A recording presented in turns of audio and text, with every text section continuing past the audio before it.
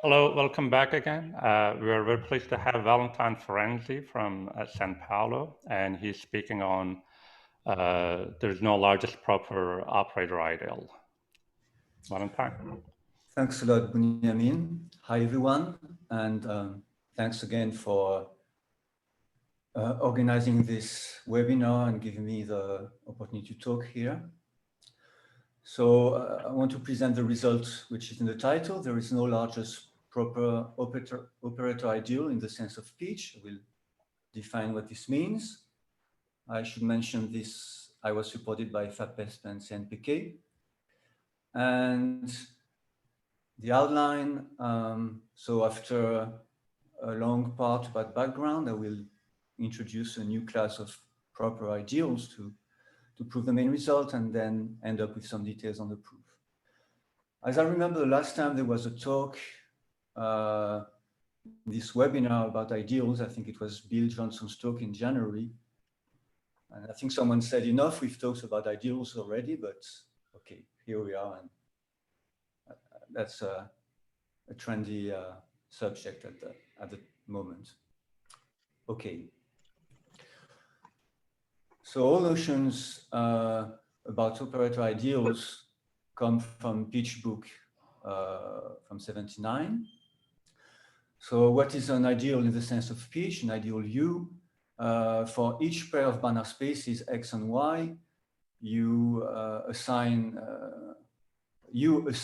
a subspace of L of XY, U of XY, and with the two conditions that it should contain the finite rank operators for any pair of Banach spaces. And then you have these ideal properties that if you make a product, you compose S by operators on the left and the right, you remain in U, of course, only when this product, this composition here makes sense. So you have a restriction on when the operators T and V act here for this to make sense.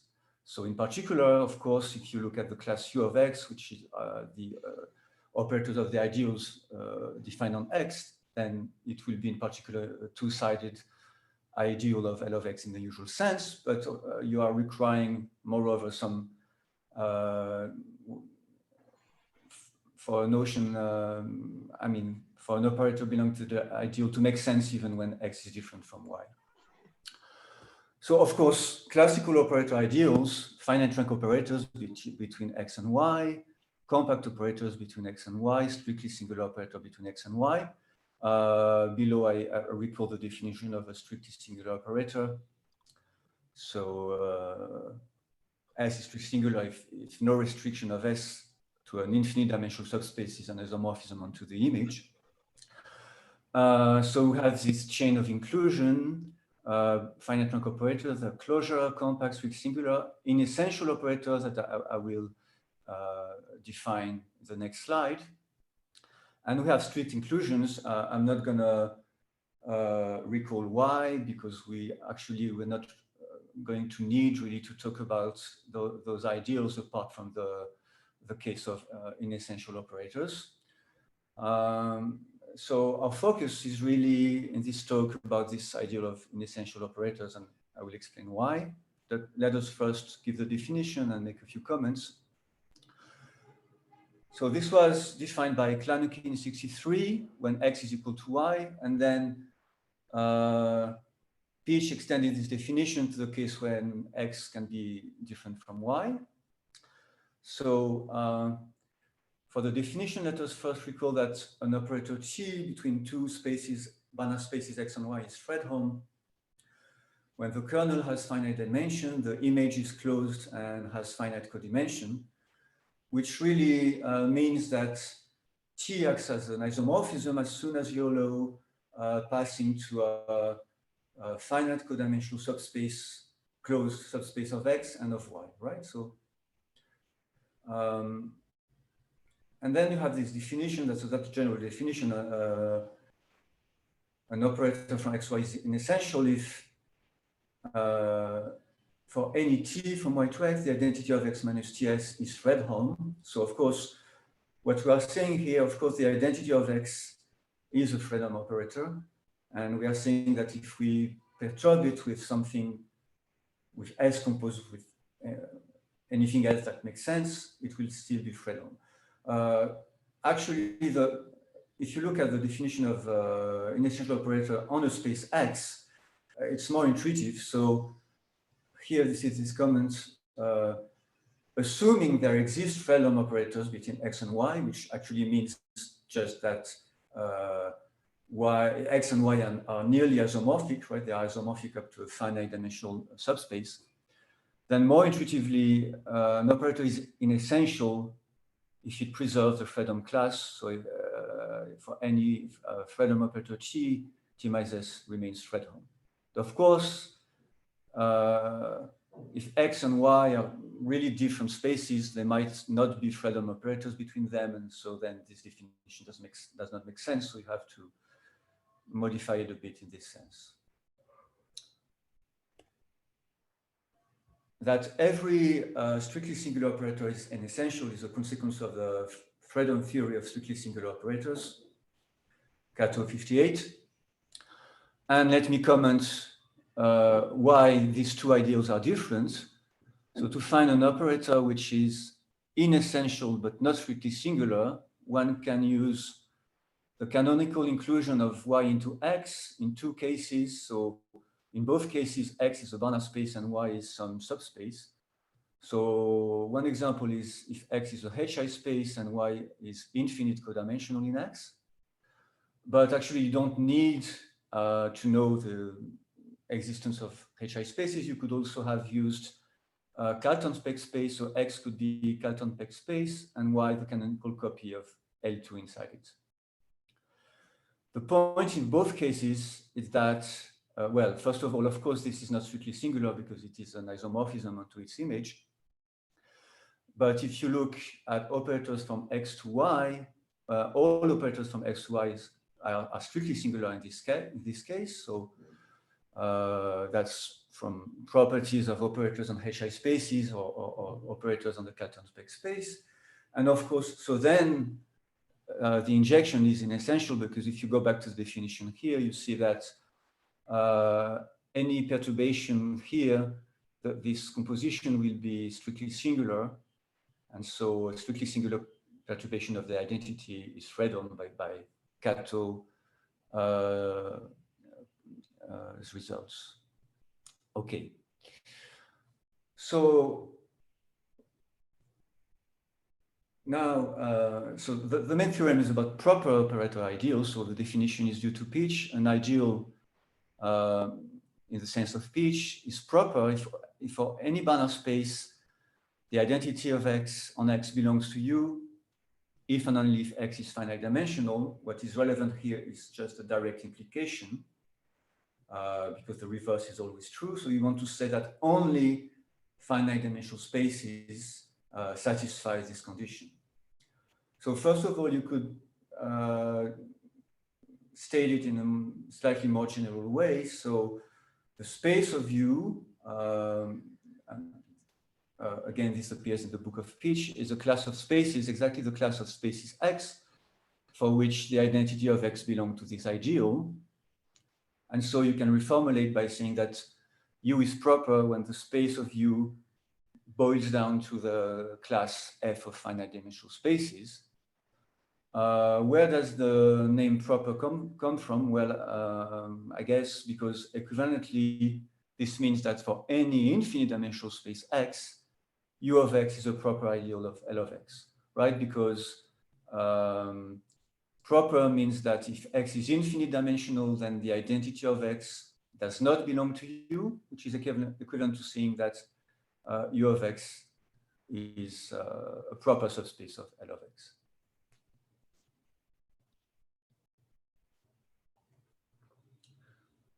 Okay, so well-known facts, the ideals I mentioned earlier are proper, finite dimensional, compact, strictly singular, inessential.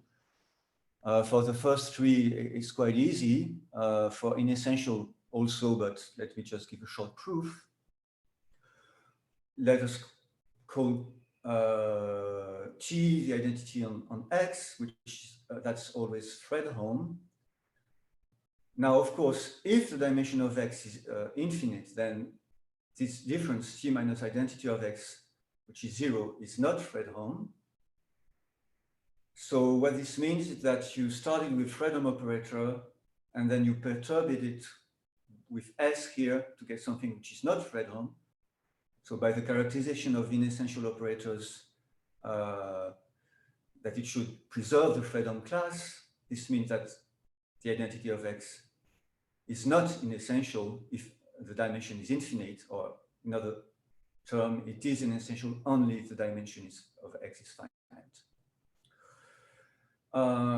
This can be seen as a more general fact. So without giving any definition here, Pietsch defines a procedure extending an ideal U to its radical, which is also an ideal, with the properties that the space of the radical of U is the same as the space of U. And if you take the radical of F, you get inessential operators. So first of all, you could deduce that the ideal of inessential operators is proper as a consequence of this general fact, because, and the fact that, well, yeah, that's it, because it is the radical of F. And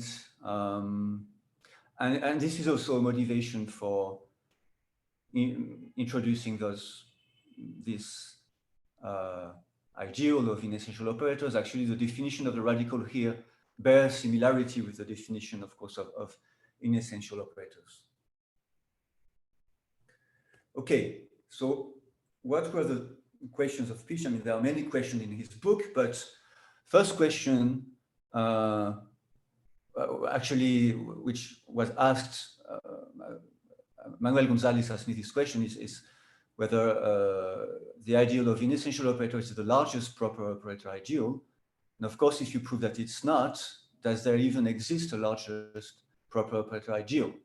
So as I said, the theorem is that the answer is no to both. So I could have just stated the second question, but I wanted to state both because actually what happens is that we're going to try to answer the first one. So we're going to be concentrating on the inessential operators. And then it will turn out in the end that just with a small observation, we shall actually answer the second. So, but we have this focus on inessential operators to help us. And I should say that this result relies heavily on previous work by Alena-González, the paper of Gowers-Murray about Banach spaces with small spaces of operators, plus some notes by Murray, which are extended notes about the techniques used in this paper. And also I should thank Manuel-González for useful conversations on this topic. A digression. So the first idea that we discussed with Manuel to try to solve the first question was to, I call it complex versus real. So, of course, take a complex operator between complex spaces, apply what my colleague Julien Melret calls in French the functeur d'oubli, which I translate in English as the oblivion functor, or I don't know, the functor of forgetfulness. Just forget the complex structure, then your complex operator between complex spaces becomes a real operator between real spaces. And then it's natural to ask if the operator was inessential as complex, does it follow that it is also inessential as real? So there is an obvious implication. It's from real to complex. So if it is inessential as real, then it is certainly inessential as complex, but the converse was not obvious. So, and the idea that maybe if these two notions are different, then it means that maybe the ideal of real inessential operators will not be the largest because the ideal of complex inessential ones would be bigger, right? Just play with this trick. However, it turns out that the notion is the same. So a complex operator is inessential as soon as it is inessential as real. And I'm mentioning this because in the paper of which I'm talking about, I'm including this question, and actually I was able to come out with a general rule to solve this kind of question. So it also holds for strictly singular operator. A complex strictly singular operator is, a complex operator is strictly singular as complex if and only if it is strictly singular as real. And if I have time at the end, I don't think I will have, I can make a small comment about this. But anyway, so this approach does not work. So the question remains. And so what I did was to look at the approach of Alena-González to tackle the first question. So let me start talking a bit about this approach. They consider improjective operators. So what is an improjective operator? So this was defined by Tarafdar in 1972. An operator is projective if it induces an isomorphism between infinite-dimensional complemented subspaces of X and Y respectively. And it is improjective otherwise. So a few obvious facts. Well, Fredholm operators between infinite-dimensional spaces are projective because, of course, finite codimensional subspaces are infinite dimensional and complemented. Second observation, we have the inclusion, any inessential operator is in particular improjective. So where is that? Well, if an operator is projective, you look at the isomorphism induced between complemented subspaces. If you take the inverse of it, it extends to an operator from Y to X. So if you compose these two operators, you get an operator on X whose restriction to a complemented subspace is the identity. And so it means that if you perturb the identity with this operator, you get something which is not Fredholm. So what I just said proves that a projective operator is essential. So an inessential is improjective. So that's not too difficult. And this is proper because that's pretty obvious. Oh, sorry. Because, well, if the identity of X, if you look at the identity of X, it's certainly projective as soon as X is infinite dimensional.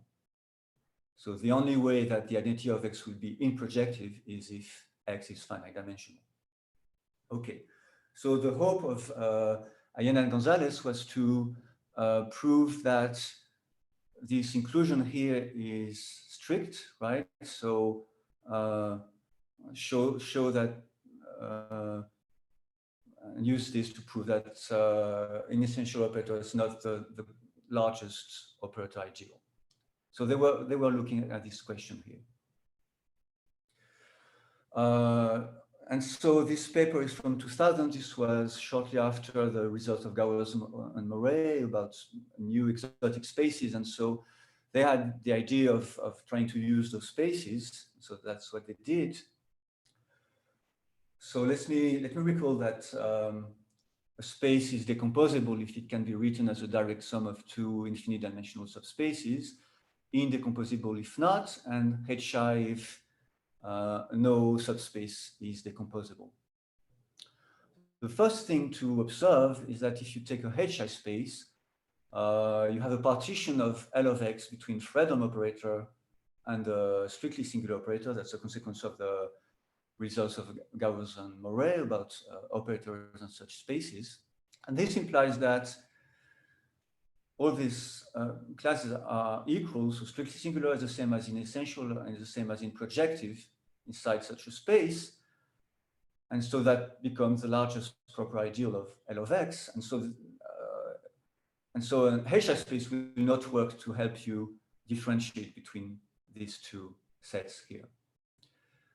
On the other hand, Alena-González note that if you just assume X to be indecomposable, then it's an easy observation that the partition will be between Fredholm operator and improjective operator. Well, why? Because the space is indecomposable, a complemented subspace is the same as an infinite dimensional complemented subspace is the same as finite codimensional subspace. So being Fredholm is the same as being projective. So every projective operator is Fredholm, and so we have this partition here. On the other hand, it is desirable to use something like that because, well, if you have this partition, it becomes much easier to prove that something is improjective. It's just need to prove that it's not Fredholm. So it is desirable to work in a space where you have a very rigid space to help you characterize improjective operators. In the end, so what they do need is something which is indecomposable, but not hereditarily indecomposable. Well, such a space exists, as is well known to most people here. So one of the spaces constructed by Gauss-Moret in that paper is a Banach space X with the following property for any subspace Y. The following are equivalent. Y is finite codimensional, Y is complemented in X, and Y is isomorphic to X. Okay, so actually this reformulates as saying that first of all, X is intercomposable, being complemented. The only, well, here of course I meant that Y is infinite dimensional. Otherwise, of course, among the complemented subspace, I also have the finite dimensional. So I forgot to say Y infinite dimensional here. So it is indecomposable because the only infinite dimensional complemented ones are finite codimensional ones. And it is isomorphic to its hyperplanes. Actually, this isomorphism is provided by the right shift operator R on the canonical basis of the space. And that's essentially, that's it.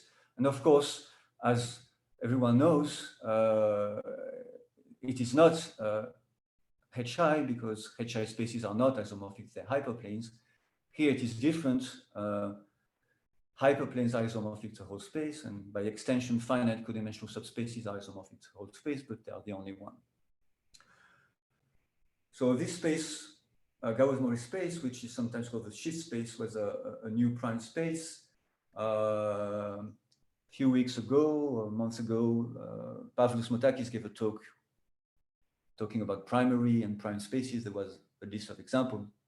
So this was a new prime space apart from the classical example of the sequence spaces C0 and LP and L infinity as well. Okay. So let us see how Alena-González used this shift space. Well, actually, they managed to use it, and that's at the last line of page 4. Yeah, I think something was not actualized, but okay, it's not a big problem. I think the page is wrong here. It's 477. It doesn't matter. Okay, so they prove they managed to find some improjective operator on X, which is not an essential. Okay, so let us see why. First of all, R is a shift, as any shift on a reasonable space, apart maybe from C0 or infinity, its spectrum will contain the unit circle. And so in particular, one is even in the essential spectrum of R, meaning really that there is an infinite dimensional subspace of X on which R acts almost as the identity. So this means that S1, which I define as the identity minus R, is not Fredholm. Well, if it's not Fredholm, and because the space is indecomposable, then it's not projective. So it is improjective. However, it is essential indeed, if you perturb the identity with it, or 2 times the identity with it, you obtain the identity of X plus R. And this also is not Fredholm because -1 is also in the essential spectrum of R. So you get in this way an improjective operator which is not in essential. Okay. Oops, I do want to. Okay. Just as a note here, for future use, it will be interesting to replace S1 by some compact perturbation, which are called T1, taking value in some Y, which is infinite codimensional in X by classical perturbation arguments. So let us stick with this T1 from now because we're going to use this. So it seems that they might have solved the problem, right? You find something larger than the ideal of inertial operators.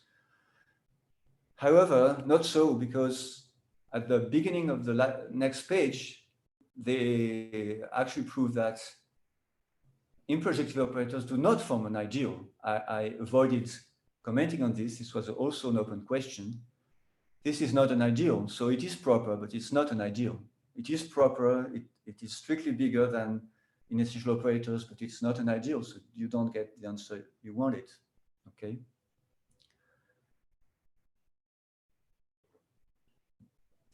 So our problem, just to anticipate a bit, will be to replace this by something which will be an ideal. Okay, just so here I repeated the proposition, and just to explain why.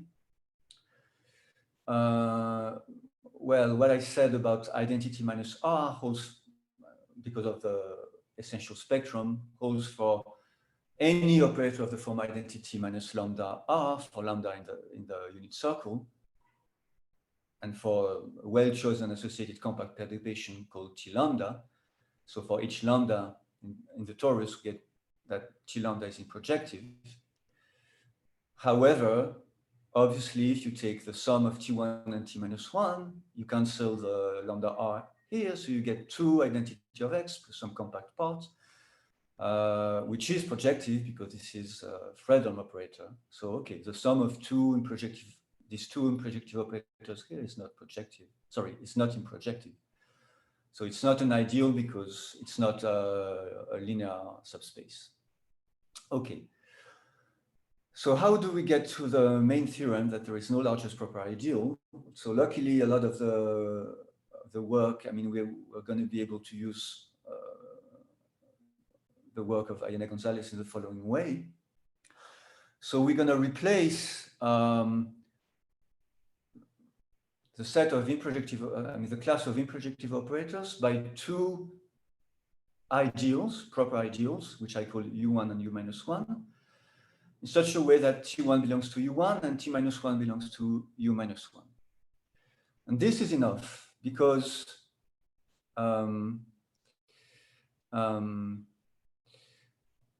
well, I should add that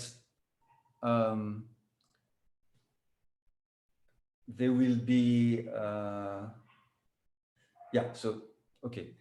So they replace the class of improjective operators in Alena-González work. This will be enough. Why? Because, well, by what is written here, as soon as we know this, and because of this sum here, it will imply that the identity of X belongs to the sum of these 2 ideals here. So now, if you assume that you take an ideal which contains all proper ideals, so this ideal would have to contain U1 and U minus 1, so you have to contain the sum. So this hypothetical ideal which contains all proper ideals would have to contain the identity of X. Since X is infinite dimensional, this implies that that ideal will not be able to be proper, right? So an ideal which contains all proper ideals cannot be proper. There is no largest proper ideal. Okay. Okay. So I think, well, yes, this is the end of the of the preliminaries, if you wish. I'm going to start describing how to define the ideals. I don't know if there is a question, maybe.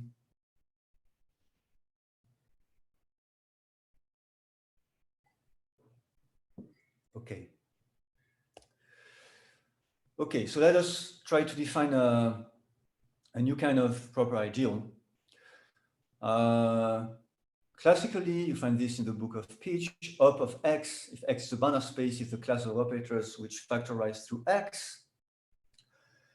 And it is usual when you work with this class to assume that x is, for example, isomorphic to its square, because this condition guarantees that this becomes an ideal. Of course, with classical spaces, that's not an issue.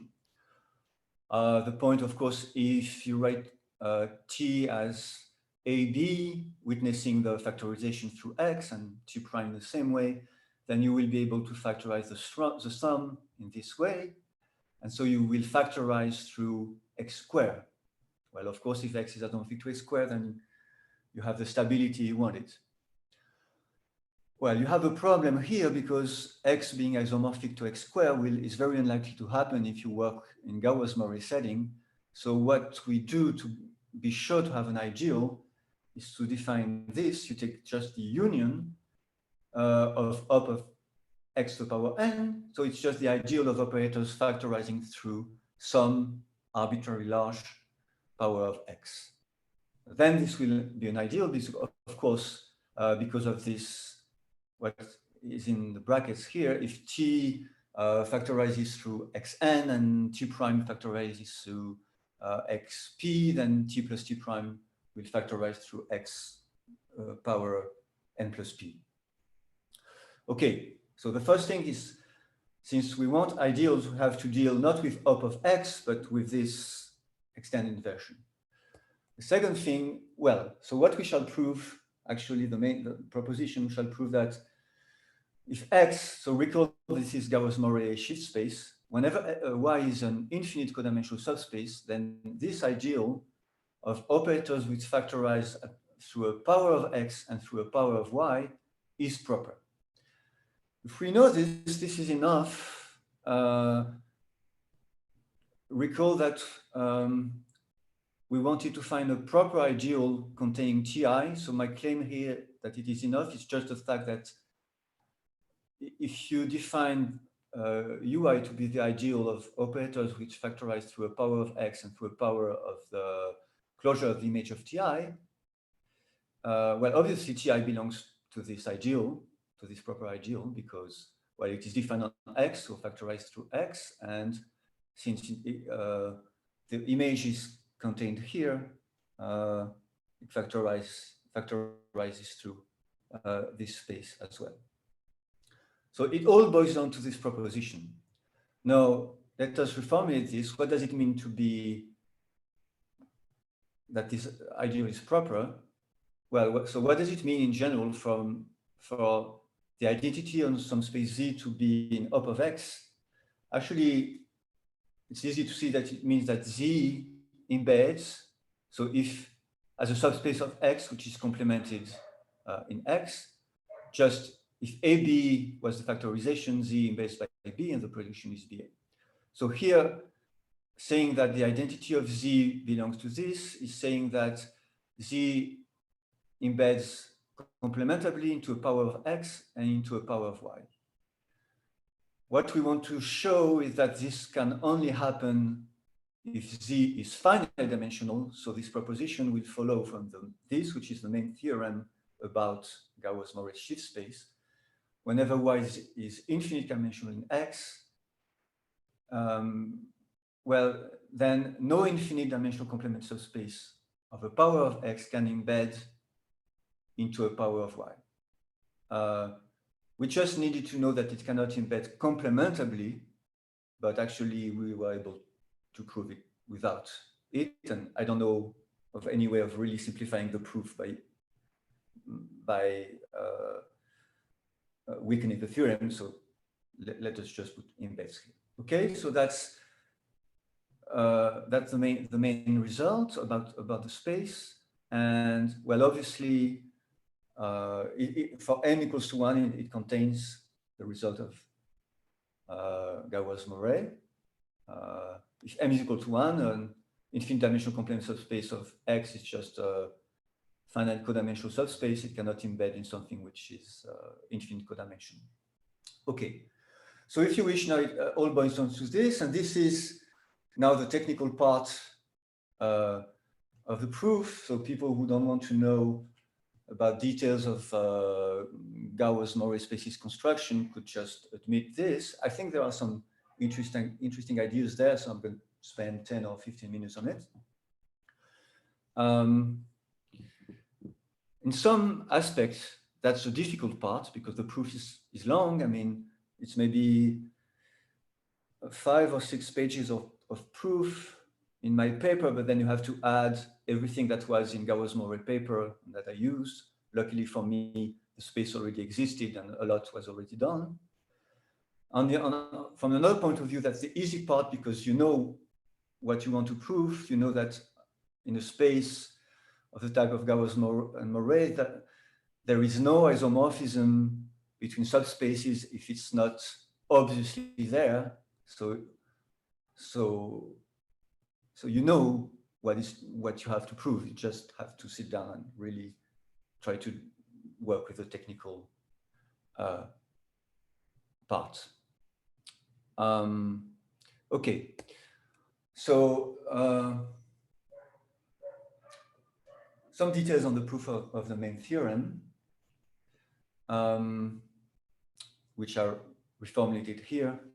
So the proof admits the following steps. First of all, prove that any infinite dimensional complement subspace of Xm is isomorphic to a smaller power or equal of X.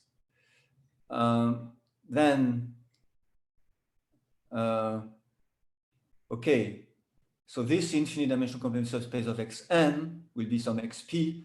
So in the end, you may assume P equals to 1, and you just need to prove that X does not embed in Yn. So now you have to look at embedding of X into Y to the power n. So what you prove that any embedding of X into X to the power n is complemented. So there is a technical restriction here, but essentially that's true. And then using this, and then it gives you a specific form of this embedding, you do some kind of combination to prove that if X embedded in Y to the power n, then you can actually embed it into Y. So that's the idea here. You can manage the embedding to Y to the power n to actually embed X into Y. Actually, a bit more, you can do this with something of the form identity of X plus strictly singular. This is Fredholm, so certainly this is not possible in Gauss-Murray space, in any space actually. This is almost an isomorphism. The image will be finite codimensional. It cannot be a subspace of something which is infinite codimensional. Okay, and a comment about complex versus real. All this is done in the complex case, and actually then we show that it also holds in the real case, because what you do is you consider the real version of Gauss-Murray shift space. You take the complexification, you prove that the complexification also satisfies the theorem by the same methods, and then you go back to the real version with no major difficulty. So let us now stick to the complex case. So sorry, let me go back. So what I'm going to sketch is just one. I'm going to sketch because I think that's the most interesting part. Why is any infinite dimensional complement subspace of Xm isomorphic to a power of X? Okay. So Gauss-Murray proved that essentially you can reduce the study of operators on L of X to operators in some sub-algebra A of operators, because for any operator T, you can find an element lambda of T in A, such that, which is a strictly singular perturbation of T. So up to strictly singular perturbation, you can assume everything is in A. So let us just here think in this sense. And now, and you have a lot of information on this subalgebra. Actually, it is isomorphic to the Wiener algebra of continuous functions on the torus with absolutely summable Fourier series. Okay. So recall that we are looking at complemented subspaces of x to the power m. So what we are doing is we are looking at a projection on x to the power m. So up to strictly singular perturbation, we may assume that P is in the matrix algebra corresponding to this subalgebra. A here should be this subalgebra here.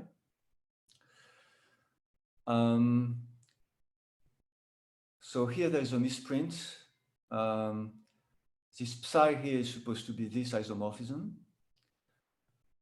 So I'm going to analyze this in terms of this Wiener algebra. So the image will give me an idempotent of this algebra here of m by m matrices with coefficient in A of t, which I can see as a subalgebra of n by m matrices of continued function on the torus. So if you take the value for any element E, A, I, theta of the torus of this element,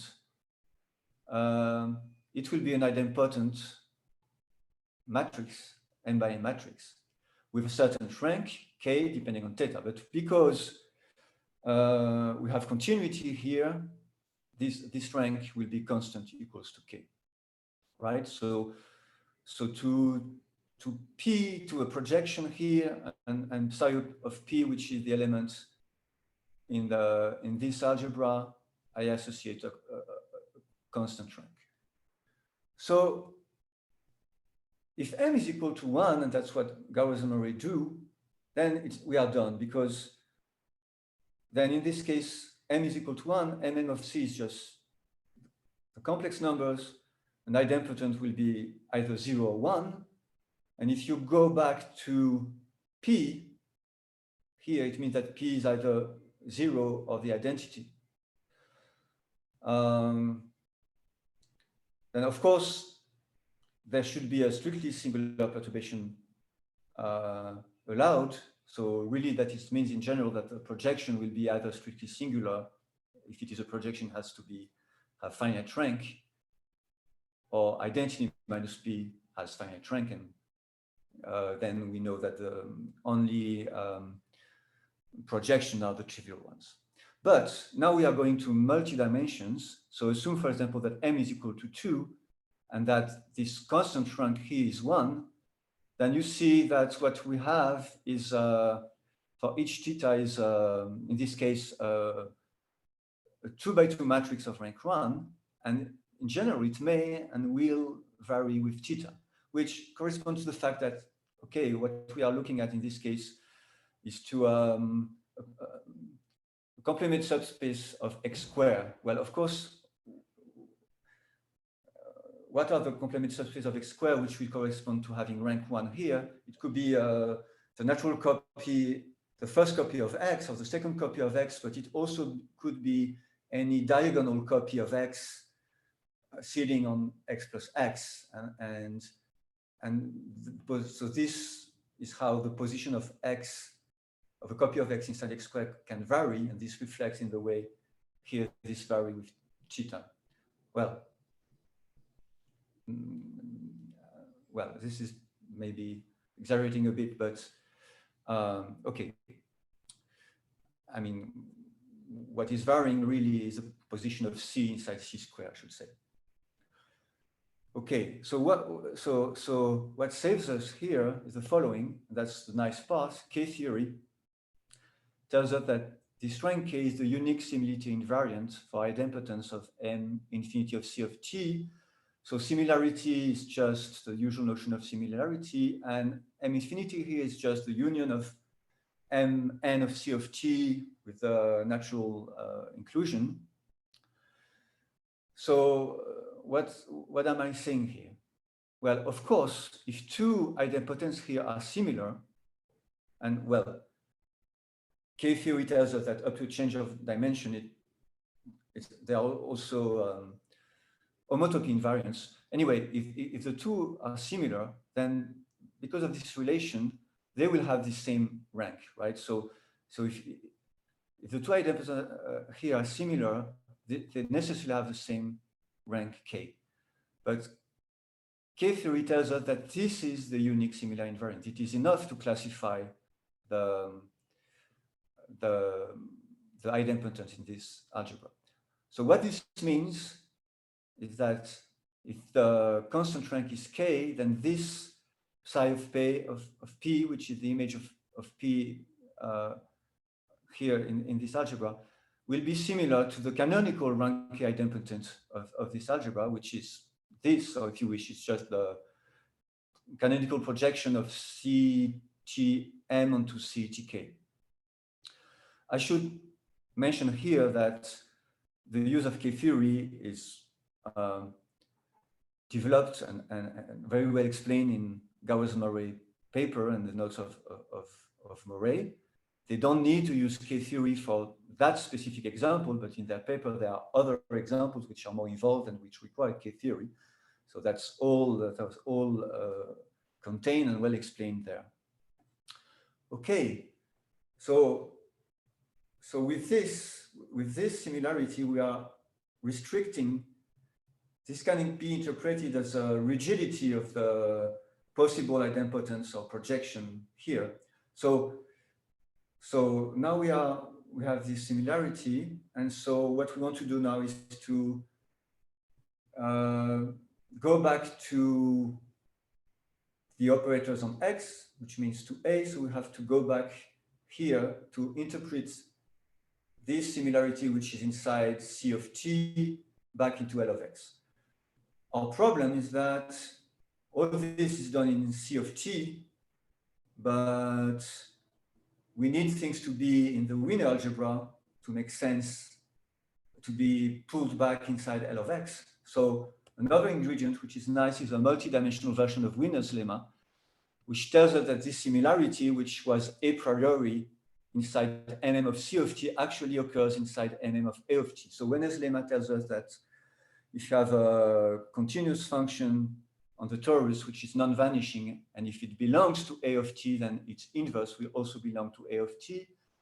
And so you use these techniques to prove, let me go back one slide, that this similarity here, the C, which a priori was in M infinity of C of T, actually can be chosen in M infinity of A of T.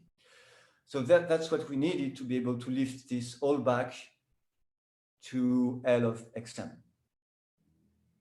So what does this mean in terms of projection and operators? That our original projection on Xm is similar to the natural projection, call it P of K, of Xm onto Xk. And though this implies in particular that the image is isomorphic to Xk. That's what we wanted. Then the next step, which I'm not going to develop, is that this is not the only information we get. We get the fact that it is similar to the natural projection gives us a lot of information on the form of P, and that's what we use to prove the other steps of the proof. But that's maybe the nicest one because it uses both K-theory and Wiener's lemma in a multidimensional version. So maybe that's the part which is most appealing about the proof. Okay, I think, okay, so let me quickly end up with questions. So Pietsch defines an abstract space ideal as a class of Banach spaces with some regularity property.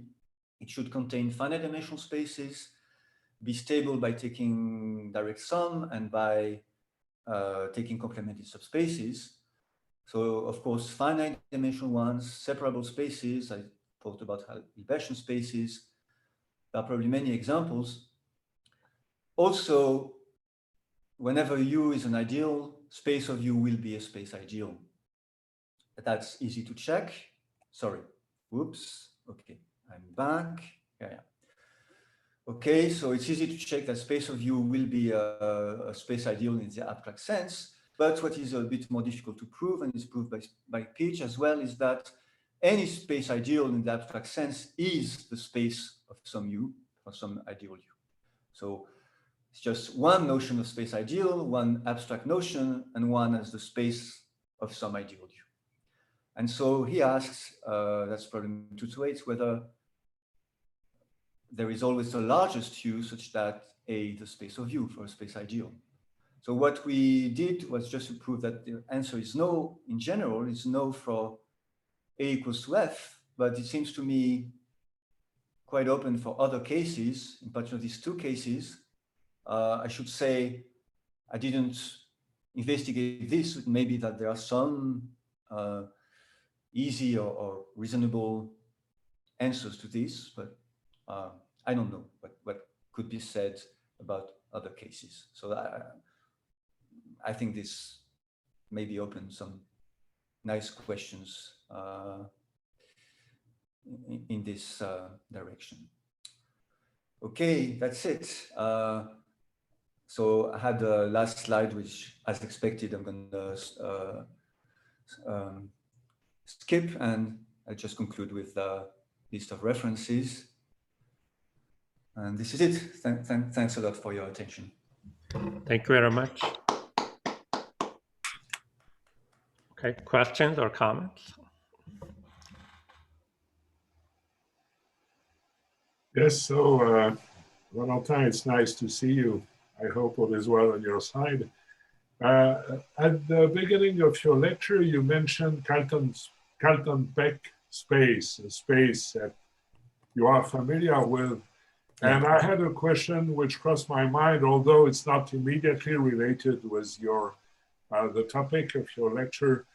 What do you know about the collection of subspaces of the Carlton-Peck space? That is, do you know whether it is ergodic in the sense that you define with Christian Rosendahl?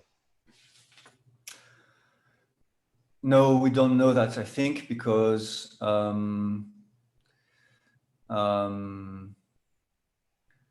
if I'm not mistaken, that's open. So yes, twisted Hilbert spaces are a class which remains to be investigated. There could be a source for a counterexample to the conjecture.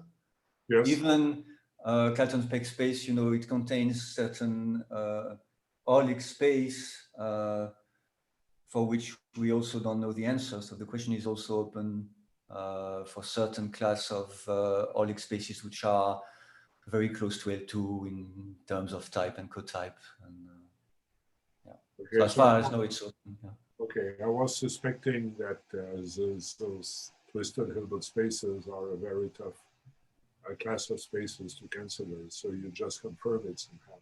Well, since maybe I have a minute for another question, which is a non-separable question now on a very different kind of spaces. You know, those Koschmider spaces, or consider also after Plebanek also worked on this, these are non-separable CK spaces which are decomposable, but not, which are undecomposable, I'm sorry, but not hereditarily undecomposable. Can you say anything about them in terms of operator ideas? In terms of what, sorry? In terms of operator ideas. I mean, if I remember correctly, every operator from such CK spaces to themselves are weakly compact perturbations of multiplication operators, actually. So they have a very strange structure as far as operator ideas are concerned. Do you know anything about them in terms of this theory? No, and I should say it's also nice to hear you and hope you are well as well. I should have said it earlier. Well, yeah, no, I don't know anything. I mean, I was just thinking about this question here. If you take a class of separable spaces, I just assume that maybe if you want to say something here, you would need some non-separable counterpart of the Gauss-Morris shift space, and so maybe those CFK spaces could appear there. But I mean, I didn't investigate anything, so it may be that I didn't think about those spaces in relation to operator ideals, but that's a good idea. Yeah. Okay, Valentin, thank you. And thanks to Benjamin for organizing these meetings where we can meet each other in these special conditions. Thank you.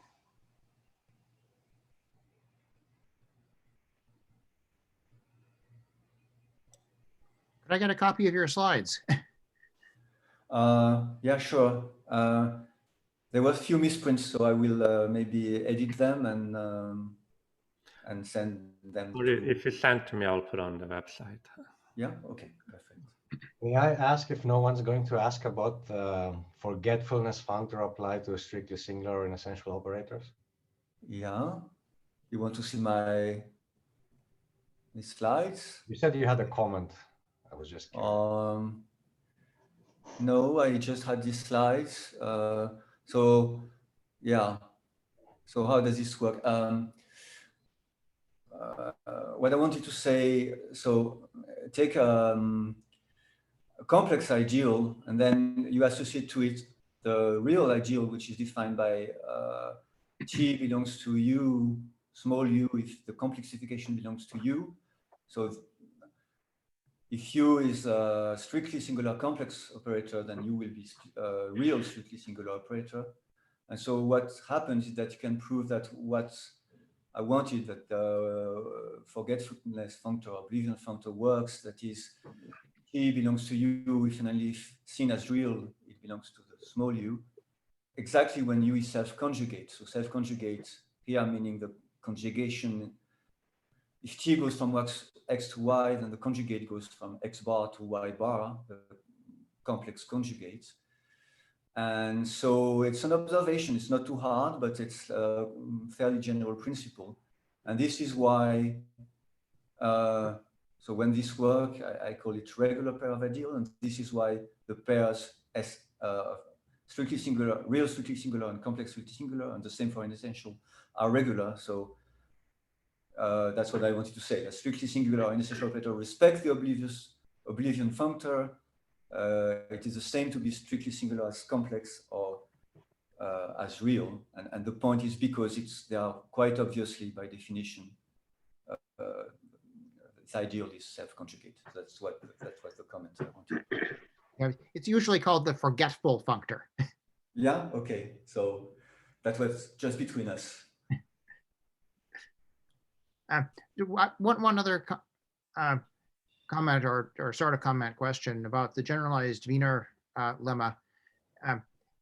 There is a general theorem of Davy, which was used to prove, for example, the Gelfand transform as isomorphism on K-theory, which the ingredients in it probably get what you actually need there more or less directly. Did you use that, or do you have a special argument, or could you use that? This is, it's the next slide where you're going from getting it in C of T to getting it in of T. I'm not sure. I mean, I just, I proved by hand what I needed, but it was not too long from Wiener's lemma, because I was looking at Blackadder's book, and I think things were stated in a very abstract way for me. So I preferred sometimes to write things explicitly. I'm not strong enough in K3 to tell you whether I could do this, but I mean, yeah. So I'm not sure. Yeah, so I think this may be, I mean, it's not a consequence of Davy's theorem, but I think it may well be a consequence of the methods of what went into the proof of his theorem. Because I think he proved things like, yeah, probably. I mean, yeah, of a number of things. On the other hand, he certainly used machinery for it. He used several, if I remember correctly, he used several variable holomorphic functional calculus. Okay. But one of the consequences is it works. All you need to know is that the maximal ideal space of A of T is T. Okay. Well, yeah. So, okay. I've not read the proof, so. Chris, so Davy's argument is for general function algebras that have this problem. It's for any commutative Banach algebra.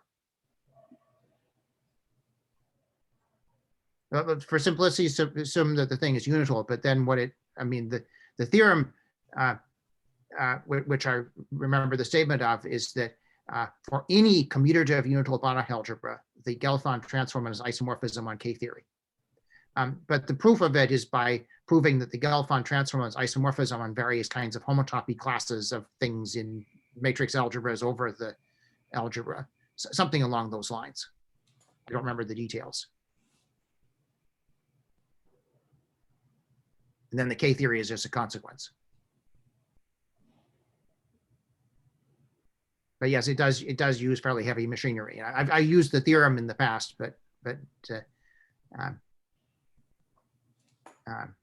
and then there was a talk once, which I went to as part of a short course series in Shanghai, in which this was the subject of the course, or part of the subject of the course, but the presenter didn't really get very far into it before the time was up.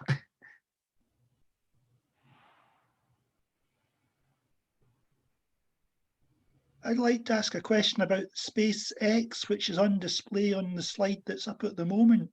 Is it actually the space of shifts on an underlying Gowers-Morris space, or is it the actual underlying Gowers-Morris space? If I remember correctly, I may be wrong, but the space of shifts is actually the prime space that Gowers and Morris produced. Could you comment on that briefly?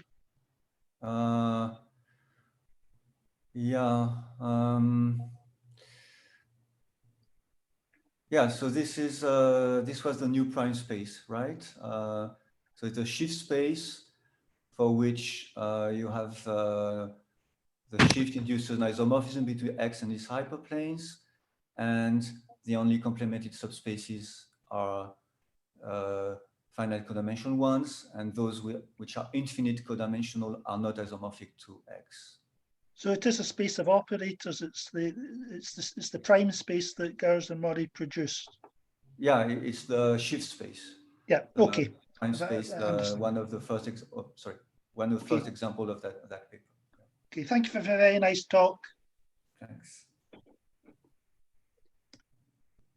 Yeah. So I guess it's also somewhat off topic, but and it reminds me of some questions which I've heard of it. I don't remember what the actual answers were. The Gowers-Morris space has bounded operators mod strictly singular isomorphic to the Wiener algebra. Right.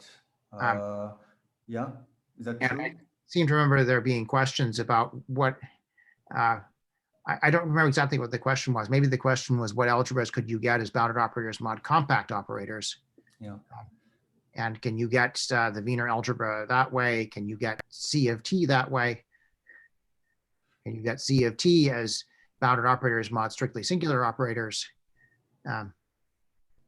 Yeah, I guess that's pretty much wide open, right? It would be very difficult, I guess.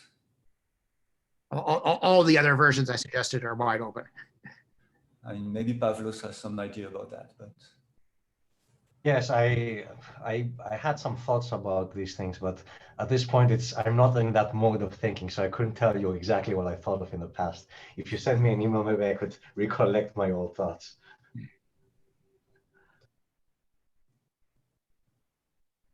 But you didn't actually solve any of these, though. Not these specifically, no. But there are several results about the quotient over compact operators, not C of T, but we had some other C of Ks. I see. Okay.